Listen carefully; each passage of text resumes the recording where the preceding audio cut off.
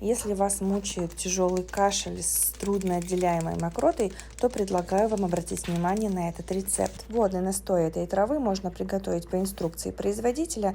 Я же делаю следующим образом. Чайную ложку сухой травы, это примерно 5 грамм, заливаю 200 миллиграммами кипятка. Даже не кипятка, а водой 90 градусов. По мере охлаждения настоя его нужно принимать в теплом виде по 100 миллиграмм 3 раза в день. Этот настой обладает отхаркивающим и противовоспалительным действием. Применяется в комплексной терапии бронхитов и трахеитов с трудноотделяемой мокротой. Мне эта трава приходила на выручку не один раз. И это багульник.